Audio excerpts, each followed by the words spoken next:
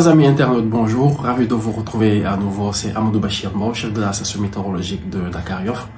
Comme on l'avait dit la dernière fois lors de la dernière capsule, on devait se retrouver aujourd'hui pour donner un bref aperçu sur le métier de veilleur. Voilà, donc le métier de veilleur, déjà il faut être bachelier, avoir un bac +2 en scientifique bien sûr, et après concourir. Et après le concours, quand on est admis, on va dans les écoles de référence. Il y a le HAMAC au Niger, mais il y a d'autres écoles en Algérie, en France, au Maroc, un peu partout. Et après la formation, qui en général dure 2 ans, on rentre. Et quand on est recruté, on a notre charge de travail à faire. Et le but principal du veilleur, c'est de pouvoir assurer la veille météorologique mondiale. Et tout ça, c'est un métier en fait qui est encadré par plusieurs types de documents. Déjà, il y a l'annexe 3 de l'OACI. L'OACI, c'est l'Organisation de l'aviation civile internationale. Donc, il y a l'annexe 3 des documents parmi les documents de l'OACI.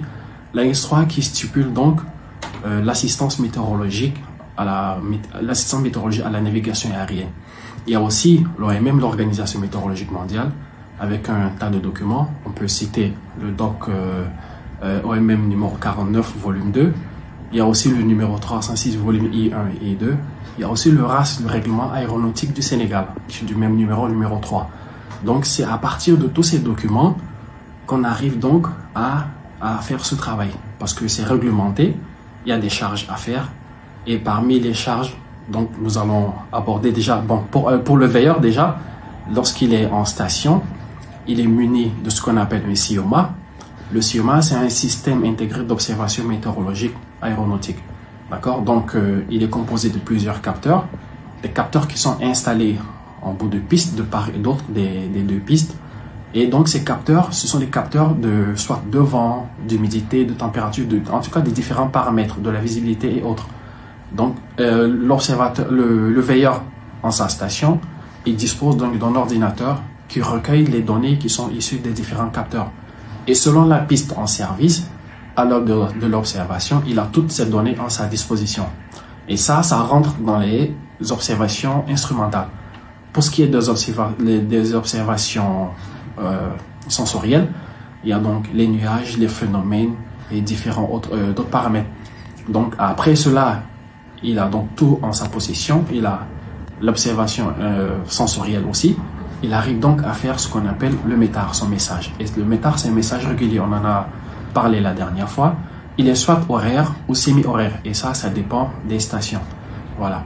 Donc entre autres, le veilleur, il doit aussi être capable de pouvoir codifier et rédiger le METAR. Le METAR, c'est un message codé, mais il est transcrit aussi en langage clair. Et il devient maître report. Il y a aussi le SPECI. Le SPECI qui est un message codé, mais un message qui nécessite certains paramètres qui sont soit atteints ou dépassés en amélioration ou en aggravation. Et sa transcription en message clair, c'est le spécial. Il y a aussi l'AD warning, qui est l'avertissement d'aérodrome, qui est diffusé sur le plan local au niveau de l'aérodrome et qui donne les conditions sur l'aérodrome ou les conditions à venir pour les différents exploitants. Il y a aussi le wind shear warning, qui est un message de cisaillement de vent, mais il n'y a aucun appareil qui permet de mesurer. En tout cas, nous, on n'en a pas. Donc, le cisaillement de vent, il est transmis au veilleur. Donc, c'est le pilote, lorsqu'il rencontre un cisaillement de vent, qui transmet le message au veilleur. Et le veilleur, en ce moment, il commence à faire le message. Et ce message sera destiné à tous les aéronefs qui seront soit au décollage ou à l'atterrissage dans l'aérodrome où ils se trouvent. Bien, il y a aussi le TAF, Terminal Area Forecast. Et le TAF, c'est un message qui est rédigé par les prévisionnistes, mais le veilleur doit pouvoir être en mesure de l'exploiter parce que ça lui permet, lorsqu'il fait le METAR, il y a une partie qu'on appelle la partie tendance. La partie tendance, en fait, c'est une prévision sur 2 heures, sur les 2 prochaines heures. Donc, le TAF, lorsque le veilleur a le TAF en sa possession, il est capable de savoir qu'est-ce qui va se passer durant ces 2 heures. Parce que le TAF a une durée de validité. Sa durée de validité, elle va soit de 6, 9 ou même 12 heures, cela dépend. Et donc, c'est un message de prévision, le TAF. Voilà. Donc, entre autres tâches que doit faire le veilleur, c'est aussi donc cette veille continue du temps, c'est-à-dire à tout moment, il y a un veilleur qui est sur place, qui doit donc assurer le service météorologique au niveau de l'aéroport et de ses environs, parce que ça va jusqu'à 8 km aux environs. Voilà donc, chers amis téléspectateurs, on a voulu s'entretenir, comme on l'avait promis la dernière fois, sur le métier de veilleur. Voilà, ainsi fait, nous vous donnons rendez-vous prochainement pour d'autres vidéos. Merci beaucoup.